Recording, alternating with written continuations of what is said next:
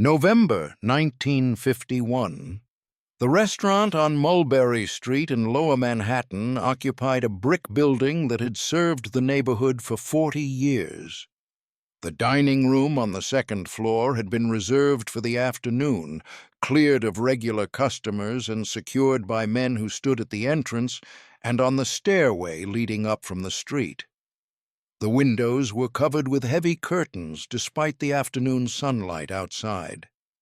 Inside, a long table had been set with water glasses and ashtrays.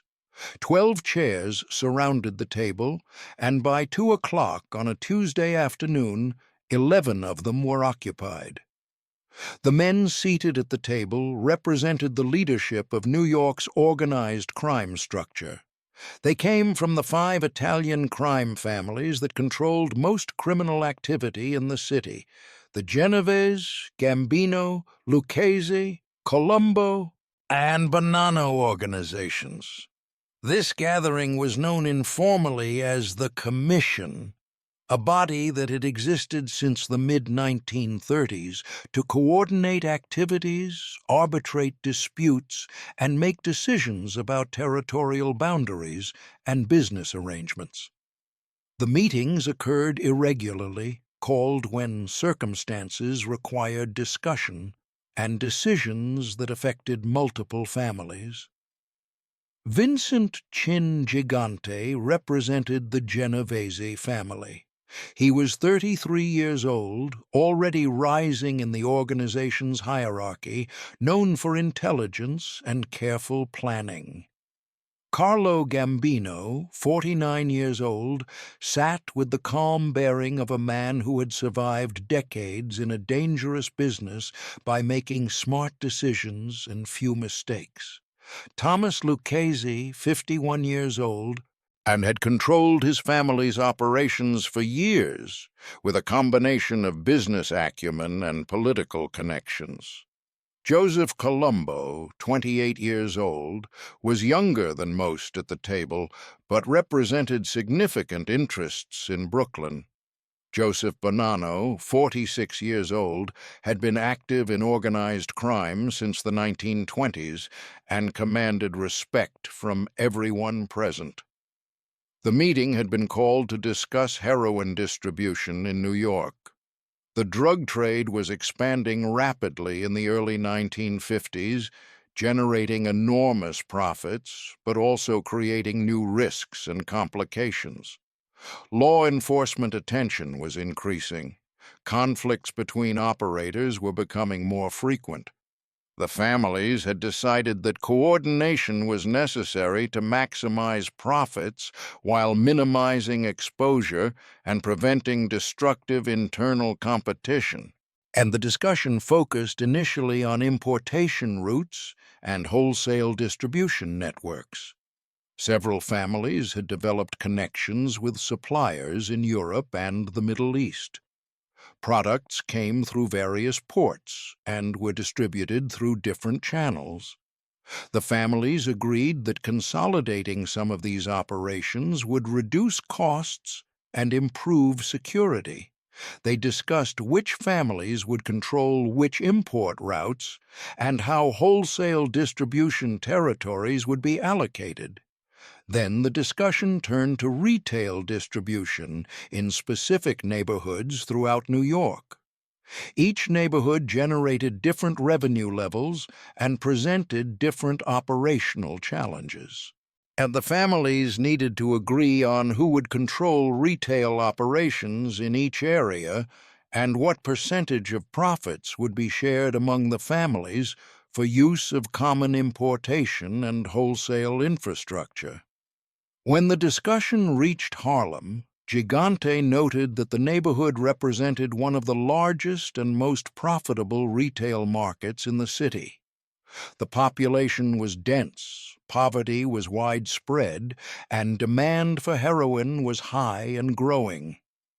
Proper control of Harlem's retail distribution could generate millions of dollars annually. Currently, these operations were fragmented, with various local operators conducting business independently with minimal coordination.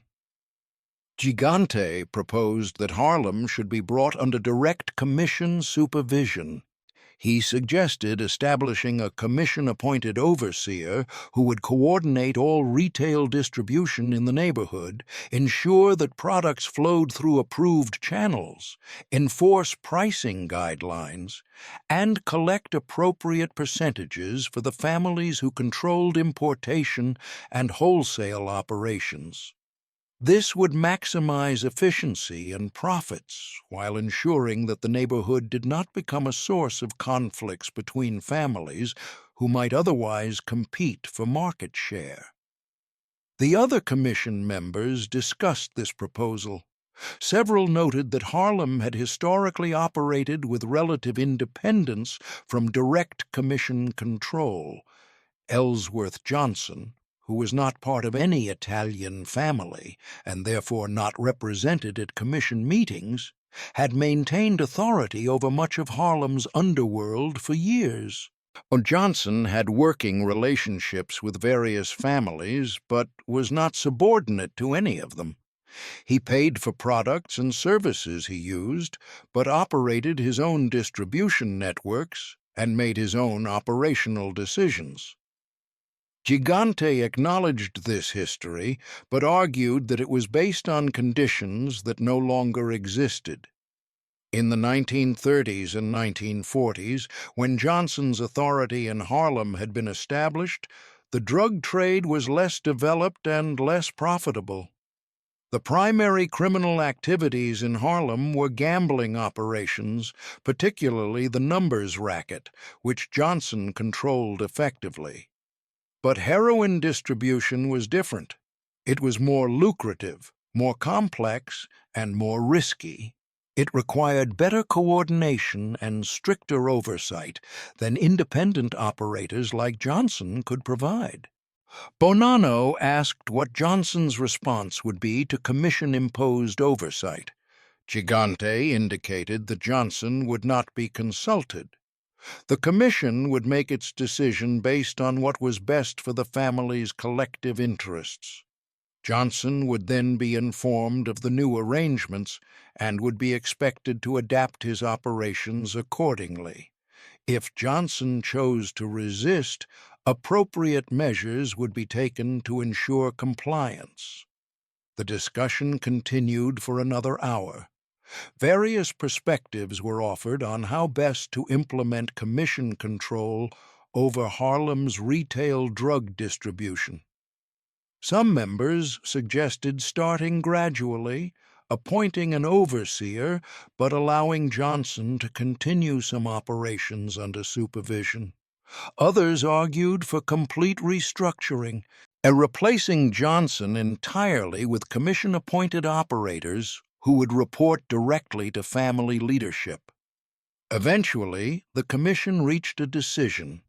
They would appoint Michael Romano as the overseer for Harlem drug distribution.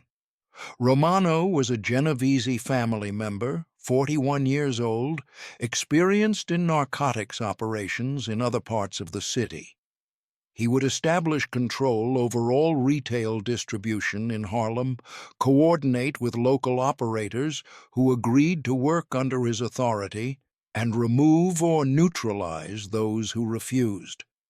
Johnson would be offered the opportunity to work under Romano's supervision in exchange for a percentage of operations. If Johnson refused, he would be marginalized and eventually replaced. The decision was unanimous. The meeting concluded at 4:30 in the afternoon, and the commission members departed the restaurant in small groups, leaving at intervals to avoid drawing attention. Within hours, messages were being sent through various channels to operators throughout the city, informing them of decisions that had been made and instructions for implementation. At 4:45 that afternoon, Ellsworth Raymond Johnson was sitting in a barber shop on 135th Street in Harlem. He had been there since 3 o'clock, reading newspapers and speaking briefly with various people who stopped by. The barbershop served as an informal office where Johnson conducted much of his business, meeting associates, and receiving information about activities throughout the neighborhood. At 5 o'clock, a man named Thomas Bradley entered the barber shop. Bradley was 52 years old, an attorney who represented various interests in Harlem and who had connections throughout the city's legal and criminal communities. He approached Johnson and spoke quietly for several minutes. Johnson listened without visible reaction, asked 2 brief questions, and then nodded. Bradley departed, and Johnson remained in the barber shop for another 30 minutes before leaving. What Bradley had told Johnson was that the commission had met that afternoon and had decided to impose direct oversight over Harlem's drug distribution operations. A commission-appointed overseer would be established within weeks. Johnson would be informed officially within days about the new arrangements and about his options for working within them or being excluded from operations. Johnson walked from the barber shop to his apartment at Lenox Terrace, a distance of 8 blocks. He walked at a normal pace, stopping twice to speak briefly with people he knew. He showed no signs of anger, concern, or urgency. When he arrived home at 5:45, he spent the evening with his wife, Mamie, reading and listening to the radio. They discussed ordinary household matters. Johnson made no mention of what Bradley had told him, but Johnson's mind was working systematically through what the commission's decision meant and how it needed to be addressed. The fundamental issue was not the specific decision about drug distribution oversight. That was a symptom of a larger structural problem. The problem was that the commission felt entitled to make decisions about Harlem without consulting the person who actually controlled operations in the neighborhood. And this entitlement rested on several assumptions. The commission assumed that Harlem's criminal economy was simply one territory among many that could be allocated and controlled through commission decisions. They assumed that Johnson's authority in Harlem was similar to how Italian family members controlled other neighborhoods, through family membership and commission approval. They assumed that imposing their decision would be straightforward because they had superior numbers, resources, and organizational infrastructure. All of these assumptions were wrong, but the Commission's closed-door meeting had revealed how deeply entrenched these misunderstandings were. The families genuinely believed they could control Harlem the same way they controlled Italian neighborhoods, and they saw no need to include Johnson in discussions because they did not recognize him as an equal participant in decision-making about New York's criminal landscape. This meant that simply objecting to the specific decision about drug distribution oversight would accomplish nothing. Johnson could complain that he had not been consulted, but the commission would respond that consultation was not required because they had the authority to make such decisions unilaterally. Johnson could threaten to resist implementation, but the commission would interpret such threats as confirmation that removing Johnson was necessary for establishing proper control. The only way to address the underlying problem was to demonstrate that the Commission's assumptions about Harlem were fundamentally flawed. And Johnson needed to show that Harlem could not be controlled through Commission decisions made in closed-door meetings. He needed to prove that attempting to impose such control would create costs that exceeded any benefits. And he needed to do this in ways that made the Commission voluntarily reverse their decision rather than forcing a confrontation that would be destructive regardless of who won. This required building a coalition that could apply multiple forms of pressure simultaneously, creating an environment where implementing the Commission's decision became practically impossible. Over the next week, Johnson held a series of quiet meetings with different people who played various roles in Harlem's social, economic, and institutional landscape. The first meeting was with Reverend Adam Clayton Powell, Jr., a pastor of Abyssinian Baptist Church and a United States congressman representing Harlem. Powell was 43 years old, one of the most powerful black political figures in America. His influence extended across religious, political, and community organizing domains.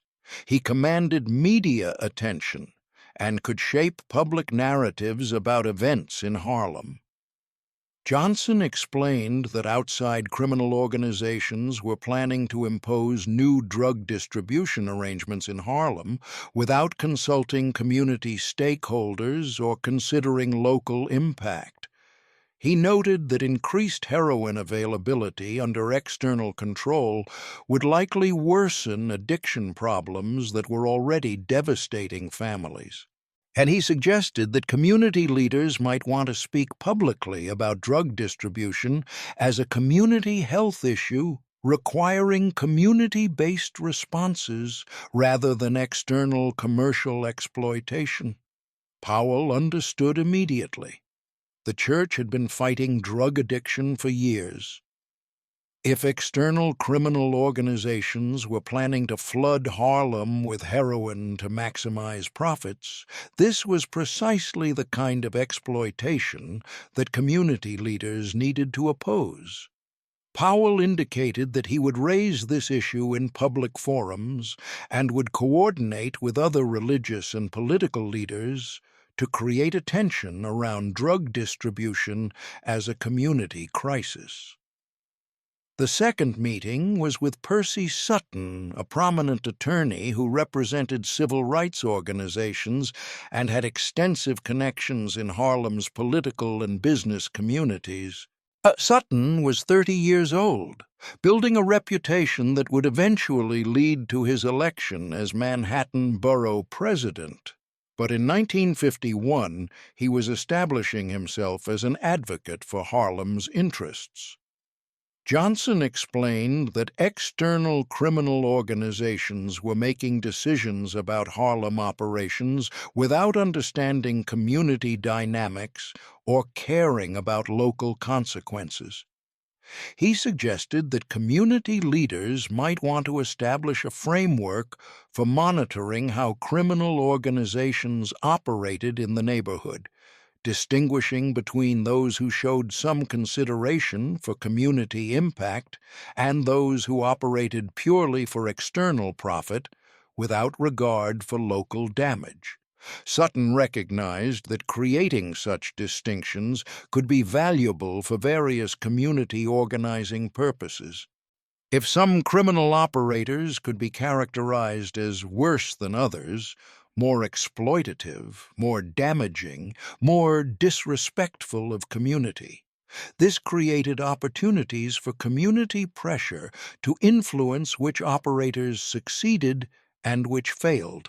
Sutton agreed to work with other community leaders to document and publicize patterns of respectful versus disrespectful criminal conduct in Harlem. The third meeting was with Dorothy Height, a leader in multiple community organizations, including the National Council of Negro Women, and various groups focused on family welfare, education, and social services in Harlem.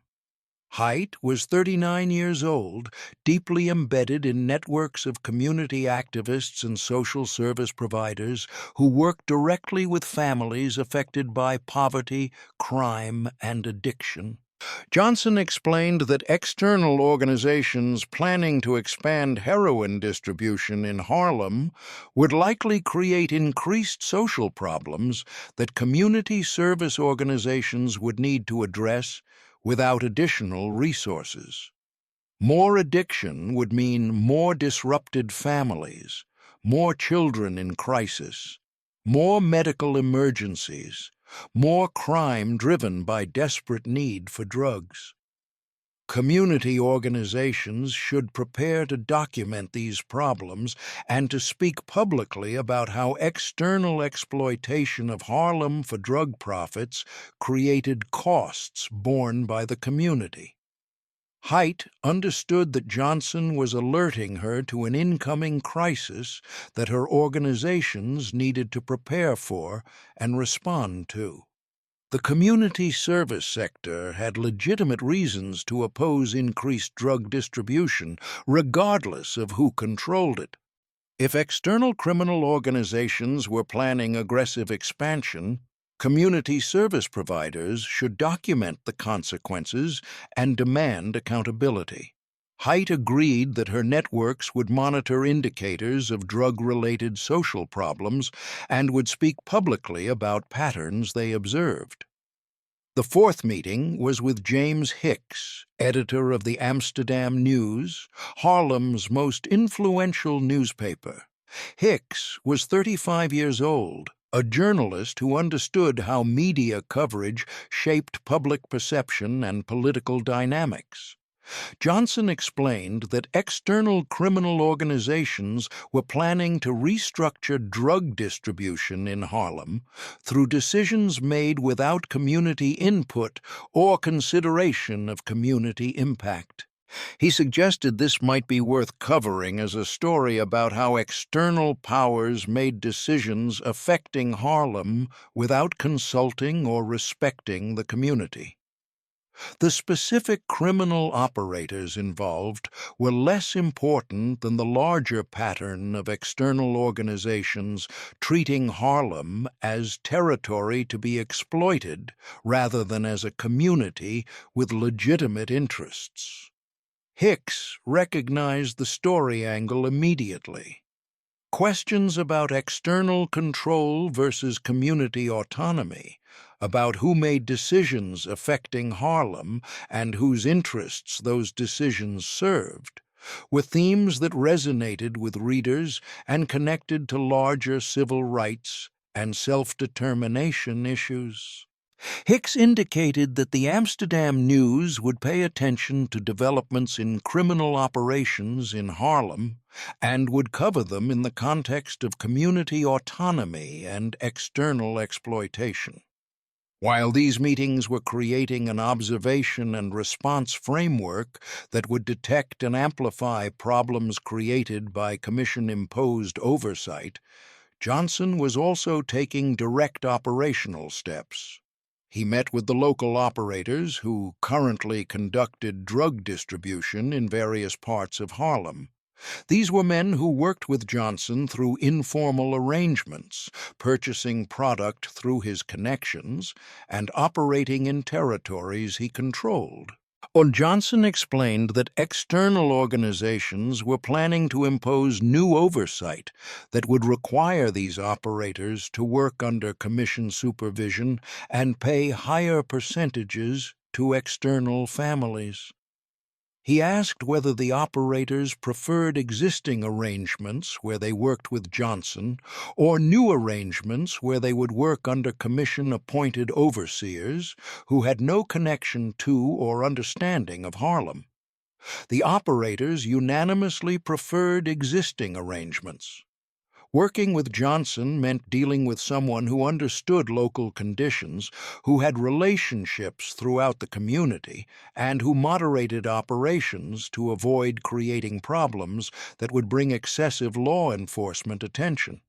Working under commission oversight would mean following directives from people who cared only about maximizing revenue and who would not buffer operators from enforcement pressure when community problems escalated.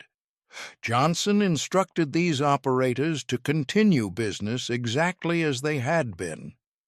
When commission representatives approached them about new arrangements, they should listen politely but commit to nothing. They should report any pressure, threats, or demands to Johnson immediately. They should maintain existing operations and existing relationships while commission representatives attempted to assert control. Johnson also strengthened his relationships with law enforcement officials who had informal arrangements with him about enforcement priorities in Harlem. And he met with several police sergeants and detectives who had worked in the neighborhood for years, and who understood that complete suppression of illegal activity was impossible. These officers had learned that working with established operators like Johnson, who maintained order and prevented excessive violence, was more practical than fighting constant battles against fragmented criminal activity. Johnson explained that external criminal organizations were planning to impose new oversight in Harlem that would likely destabilize existing arrangements. New operators unfamiliar with the neighborhood would make mistakes that created problems. Competition between old and new operators would generate conflicts. Increased drug distribution driven by external profit motives would worsen addiction and related crime. All of this would create enforcement challenges that would consume resources and create political pressure on the police department. The officers understood that Johnson was warning them about incoming instability and offering to help prevent it if they continued working with him rather than facilitating commission-imposed changes. The officers indicated they would document problems created by new operators and would apply enforcement pressure where it was most justified by actual criminal disruption rather than simply following commission preferences. Additionally, Johnson began developing alternative supply sources for heroin that did not depend on commission-controlled importation networks. Through contacts in the Caribbean and through emerging connections with suppliers in Southeast Asia, Johnson identified sources that could provide product independent of Italian family control. These alternative sources would take time to develop and would initially be more expensive, but they would eliminate the Commission's supply monopoly that gave them leverage over operators like Johnson. By late November 1951, 3 weeks after the Commission's meeting, Michael Romano arrived in Harlem to begin implementing Commission oversight. Romano established himself in an office on 125th Street and began contacting local operators to inform them of new arrangements. He explained that all drug distribution in Harlem would now be coordinated through him, that operators would need to purchase product through commission-approved channels at commission-set prices, and that operators would pay specified percentages to the commission for oversight services and territory access. The operators listened to Romano's presentations and then told him they would consider the new arrangements and respond later. None committed to working under his supervision. None agreed to change their existing operational patterns. They simply acknowledged that they had received his information and would think about it. Romano interpreted this response as temporary hesitation that would disappear once operators understood that commission control was inevitable. He continued meeting with operators, applying increasing pressure for commitment. He began making clear that operators who refused to work under commission supervision would lose access to product, would face competition from commission-approved operators, and would eventually be forced out of business. But as Romano applied this pressure, the observation network that Johnson had established began documenting and publicizing the consequences of commission interference in Harlem. Reverend Powell gave a sermon at Abyssinian Baptist Church in early December that addressed drug addiction as a community crisis. He spoke about how external organizations were profiting from selling poison to Harlem residents while contributing nothing to addressing the addiction and family destruction their products caused. He noted that some criminal operators at least lived in the community and had to face the consequences of their actions, while others operated from outside and cared only about profits. The sermon was covered in multiple newspapers and was broadcast on radio, creating public awareness of the issue. Percy Sutton organized a community meeting to discuss increased drug distribution in Harlem. Representatives from churches, schools, tenant organizations, and business associations attended. They discussed how drug-related problems were affecting their work and their communities. They agreed on a statement declaring that Harlem's community institutions would not accept exploitation by external criminal organizations that showed no concern for community welfare. The statement was released to the press and received significant media coverage. Dorothy Heights community organizations began documenting an increase in requests for help related to drug addiction and family problems. They tracked these requests by neighborhood and by time frame, showing that problems were escalating in areas where Romano was attempting to establish operations. They released a report connecting increased drug availability to increased social problems and calling for community-based responses that addressed addiction as a health issue rather than simply allowing external commercial exploitation. James Hicks wrote a series of articles in the Amsterdam News examining who controlled criminal operations in Harlem and whose interests they served. The articles compared operators who had roots in the community and showed some consideration for local impact with external organizations that treated Harlem purely as a profit source. The articles made clear that Harlem residents distinguished between different kinds of criminal activity and that community tolerance depended on whether operators showed basic respect for the neighborhood. Each of these community responses was independent and legitimate. Religious leaders had every right to speak about drug addiction. Community organizations could document social problems and advocate for solutions. Newspapers could examine who controlled criminal activities and how those activities affected the community. None of these actions required coordination or conspiracy. They were simply community institutions functioning normally, but collectively. These responses created a narrative that characterized commission-imposed oversight as external exploitation of Harlem by organizations that cared only about profits and showed no concern for community welfare. This narrative made Romano's efforts to establish control politically problematic and socially toxic. Meanwhile, the local operators who Romano was trying to bring under commission supervision continued resisting. They maintained their existing operations, purchasing product through Johnson's networks and distributing through established channels. They refused to commit to working under Romano's oversight, despite his increasing threats and pressure. Romano responded by attempting to establish competition. He brought in operators from other parts of the city to set up distribution networks in Harlem under commission supervision. But these outside operators were unfamiliar with the neighborhood and lacked relationships with local residents. They struggled to establish reliable operations and frequently encountered problems that more experienced local operators avoided. Moreover, the police began applying enforcement pressure selectively.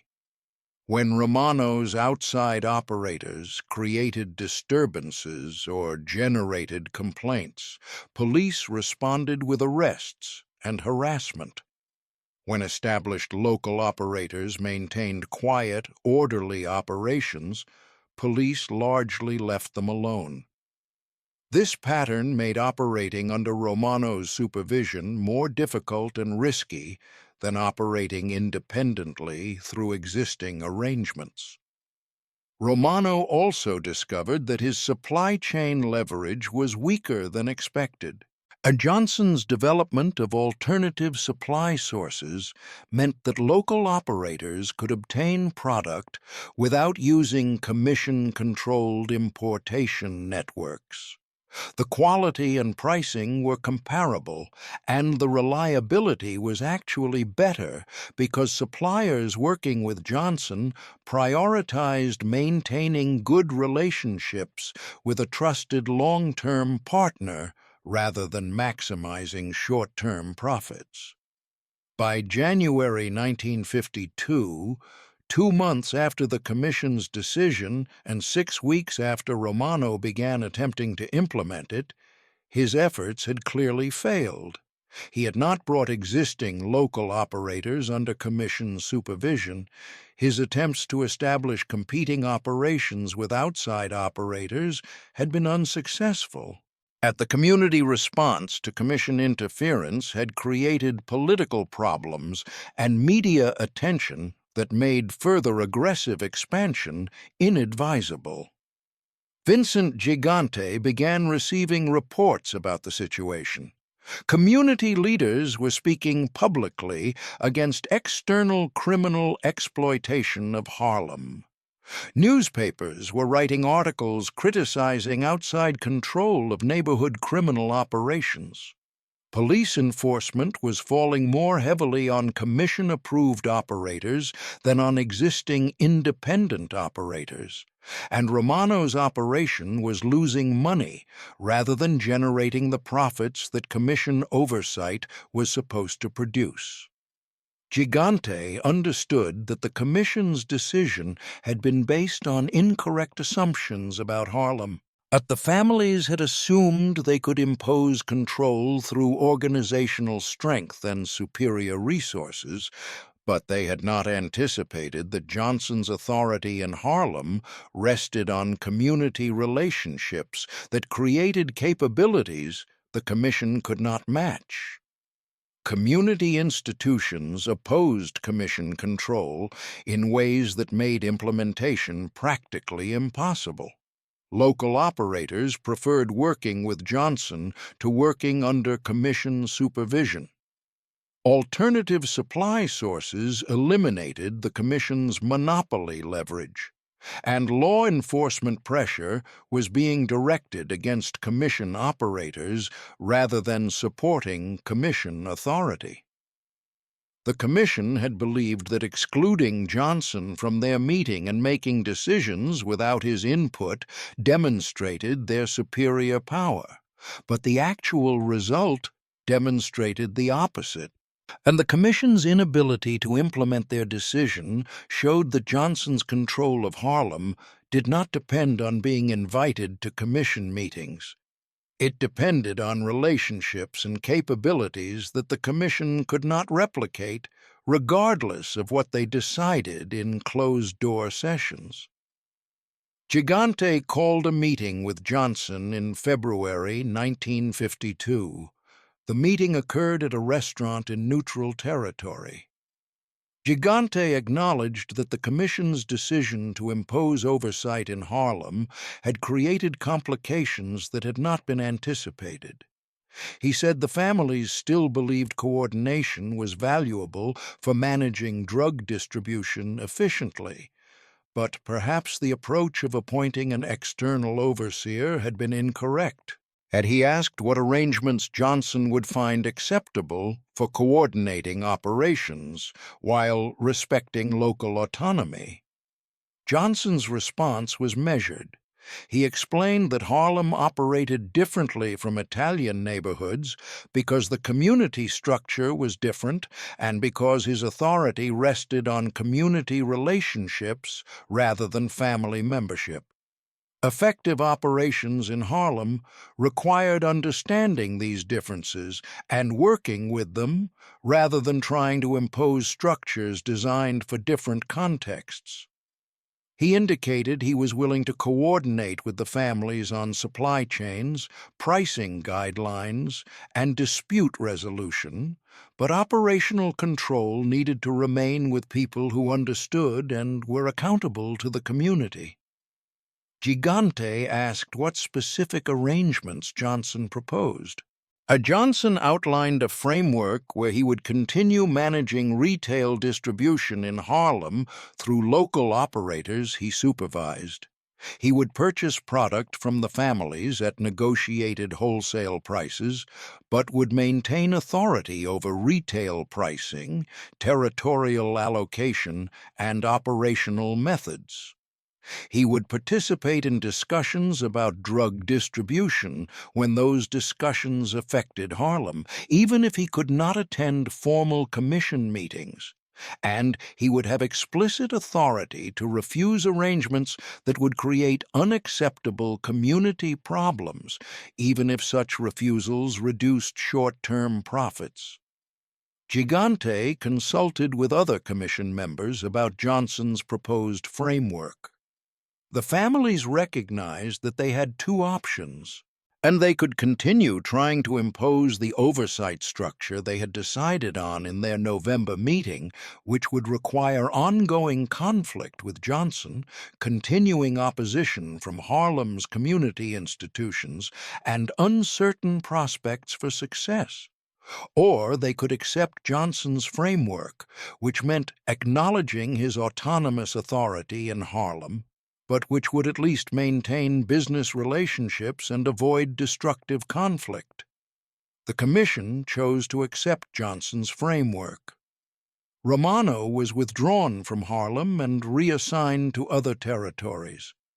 The Commission's decision to impose external oversight was effectively reversed. Johnson's authority in Harlem was explicitly recognized, including his right to participate in discussions affecting the neighborhood, even though he was not a commission member. The victory was visible and verifiable. The commission had met in a closed-door session and made a decision about Harlem without inviting Johnson. They had assumed his absence from their meeting meant he had no control over the outcome. But Johnson's strategic response had forced them to reverse their decision and to formally recognize his autonomous authority. The man who was not invited to the meeting had ultimately controlled what the meeting accomplished. More significantly, the terms of the resolution established a precedent about how decisions affecting Harlem would be made going forward. The Commission learned that they could not simply meet in closed sessions and impose their decisions on Harlem. They needed to consult with Johnson and respect his authority over operations in the neighborhood. This was a fundamental shift in the power relationship between the Italian families and the Harlem criminal economy. The immediate aftermath created stability. Johnson continued managing drug distribution in Harlem through the framework he had proposed. The families accepted this arrangement and stopped attempting to impose direct control. Romano's failed efforts were not repeated. The community institutions that had mobilized in opposition to Commission control returned to their normal activities, though they remained vigilant about external exploitation. But the deeper significance of Johnson's victory over the closed-door Commission meeting took years to fully manifest.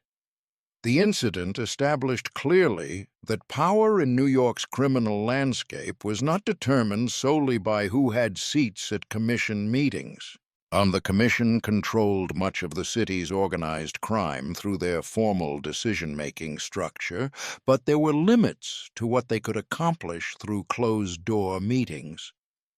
Johnson's demonstration that he could control outcomes in Harlem without being invited to the meeting showed that real power came from capabilities and relationships rather than from formal organizational positions.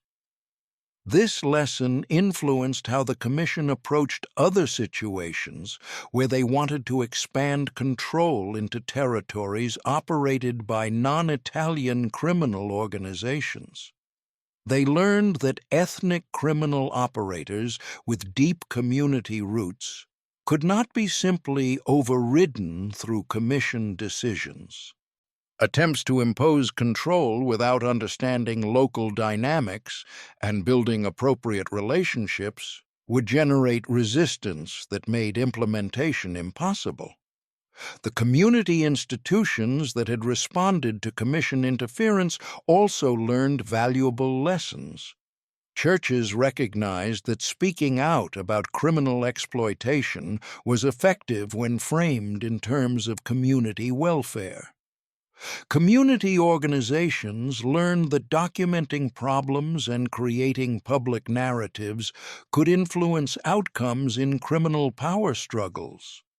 Newspapers saw that covering criminal operations in the context of community autonomy versus external exploitation resonated with readers and served legitimate community interests. These institutions began using these capabilities more systematically. When criminal organizations created problems for Harlem, community voices spoke out. When external operators tried to expand into the neighborhood, community institutions documented and opposed exploitation. This did not eliminate criminal activity, but it created accountability mechanisms that influenced how such activity was conducted and who controlled it. For Johnson personally, the incident validated his long-standing approach to power. When the commission met without him and decided to impose oversight in Harlem, Johnson could have responded with immediate violent resistance. He could have attacked Romano and any commission representatives who came to Harlem. This would have demonstrated his willingness to fight for his territory. But such a response would have been purely defensive and ultimately unsustainable. The commission had superior numbers and resources. A violent conflict would have been destructive to Harlem and might have ended with Johnson being killed or imprisoned while the neighborhood descended into chaos. By responding strategically instead, Johnson accomplished something more significant. He demonstrated that the commission's decision was based on false assumptions about how power worked in Harlem. He showed that community relationships gave him capabilities that commission organizational strength could not overcome. He forced the commission to reverse their decision and to acknowledge his authority explicitly. And he did all this while strengthening his community relationships rather than damaging them through violence. This was sustainable power. Power that did not depend on being invited to meetings or holding formal organizational positions, but rather on possessing capabilities that made formal decisions irrelevant if they ignored your interests. The commission could meet in closed sessions and make whatever decisions they wanted, but if implementing those decisions was practically impossible because of relationships and capabilities they could not replicate, then their meetings accomplished nothing. The phrase, "not invited but still in control," became associated with this incident in Harlem's oral history. It referred not just to Johnson's specific victory over the commission's attempted oversight, but to a broader principle that real power came from capabilities rather than from formal positions. Being excluded from meetings where decisions were supposedly made did not matter if you could control whether those decisions could actually be implemented. This principle was taught to younger people entering Harlem's criminal world and to community activists learning how to advocate for neighborhood interests.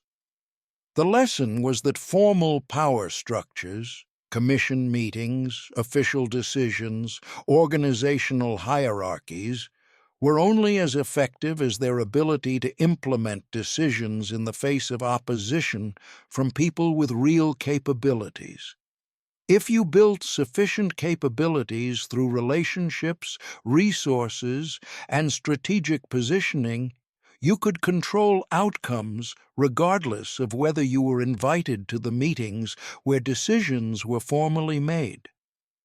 When Johnson died in 1968, 16 years after the Commission's failed attempt to impose oversight in Harlem, his funeral was attended by thousands of people, and many of those who attended were ordinary Harlem residents who had benefited from Johnson's community support over the years.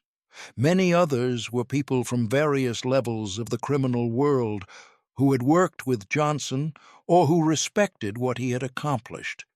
The funeral itself was a demonstration of the community relationships that had given Johnson the power to control outcomes without needing formal organizational positions. If Johnson had been simply a criminal operator whose power came from violence and organizational hierarchy, his funeral would have been a small affair attended only by close associates. Instead, it was a community event that showed how deeply integrated Johnson had been into Harlem's social fabric. This integration, this network of relationships with churches, businesses, community organizations, residents, and institutions, was what had allowed Johnson to defeat the Commission's closed-door decision. The Commission could meet without him and make whatever decisions they wanted, but they could not replicate the relationships that gave Johnson his capabilities in Harlem. As long as he maintained those relationships, he controlled the neighborhood regardless of what formal power structures decided. The incident was never documented in official records. The Commission kept no written minutes of their meetings. No newspaper articles from 1951 to 1952 described the specific events detailed here. The story existed only in community memory, passed down through oral history as an example of how real power worked and how formal decisions could be made irrelevant by strategic capabilities. But this lack of official documentation did not diminish the story's significance. In fact, the absence of formal records enhanced its meaning. The incident showed that some of the most important power struggles occurred outside official channels, in spaces where decisions made by formal organizations could be contested and defeated by people with different sources of authority. The restaurant on Mulberry Street, where the Commission met in November 1951, continued operating for many years. The second-floor dining room, where 12 men sat around a table and decided to impose oversight in Harlem without consulting the person who controlled the neighborhood, remained available for private events. Sometimes people who knew the history would point out that this was where the Commission had met and made a decision that Johnson had then reversed without ever entering the building. This memorialization in physical space reinforced the lesson that formal meetings and official decisions were not the final word on how power operated. The Commission had gathered in that room believing their decision would reshape Harlem's criminal economy. But their meeting had accomplished nothing, because the man they excluded from it had capabilities they could not match, and had used those capabilities to make their decision unimplementable.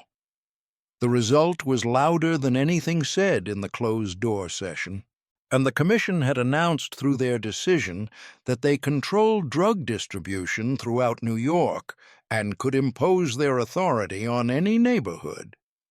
Johnson's successful resistance announced that Harlem was different, that community relationships created power that organizational structures could not override, and that making decisions without understanding local realities was pointless. This message was heard throughout New York's criminal world. Other ethnic criminal organizations learned that maintaining independence from Italian family control was possible if you built sufficient community integration and strategic capabilities. The Commission learned that their authority had limits and that expanding beyond those limits created costs that exceeded benefits. Community institutions learned that they could influence criminal operations by supporting operators who showed consideration for community welfare and opposing those who engaged in pure exploitation. The legacy lasted because the lesson was fundamental and universally applicable. Formal power structures, whether criminal commissions, government bodies, corporate hierarchies, or other organizational forms, derived their effectiveness from their ability to implement decisions.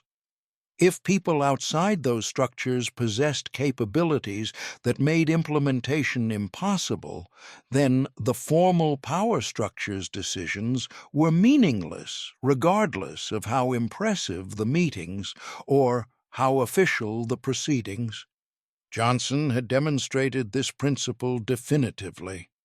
The Commission was the most powerful criminal organization in New York, and the body that coordinated activities among the 5 Italian families that controlled most organized crime in the city. Their meetings were where major decisions about New York's criminal landscape were made. Being excluded from such meetings would seem to mean being excluded from power. But Johnson showed that this appearance was false. He was excluded from the meeting, but he controlled the outcome. He was not invited to the decision-making session, but he determined what the decision ultimately accomplished. He held no formal position in the Commission's organizational structure, but he possessed capabilities that made the Commission's decision irrelevant. This was the deepest lesson of the incident.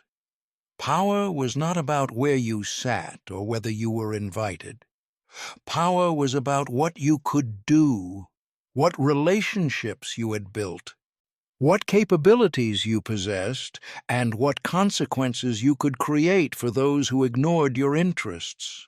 The Commission's closed-door meeting decided New York's future, but Johnson had already decided what would actually happen in Harlem, and his decision, made through years of relationship building and strategic positioning, trumped theirs.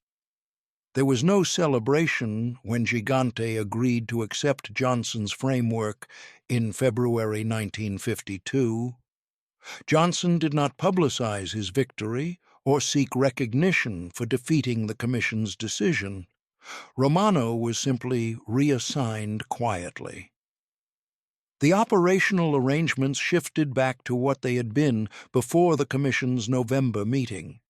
Life in Harlem continued, but people who understood what had happened recognized its significance.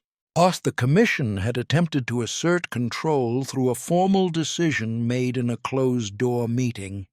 Johnson had defeated that decision without ever attending a Commission meeting, without holding any formal organizational position, and without engaging in the destructive conflict that the Commission's superior numbers and resources might have won. He had simply made implementation of their decision impossible by activating relationships and capabilities they could not match. This defeat was more complete than any violent victory could have been. It showed that the Commission's power had limits, that their closed-door meetings could not determine outcomes in territories where other forms of power existed, and that Harlem operated according to different rules than the neighborhoods they controlled, through family hierarchies and Commission approval. The result was a fundamental shift in how the Commission thought about Harlem and about Johnson's role in New York's criminal landscape. They stopped trying to impose control through formal decisions. They started consulting with Johnson about matters affecting Harlem. They recognized his authority explicitly, rather than attempting to override it through organizational superiority. This recognition lasted for the remainder of Johnson's life. From 1952 until his death in 1968, the Commission made no further attempts to exclude Johnson from decisions affecting Harlem or to impose oversight structures he opposed. And they had learned that the man who was not invited to their meetings could still control what their meetings accomplished, and that real power came from capabilities rather than from formal organizational positions.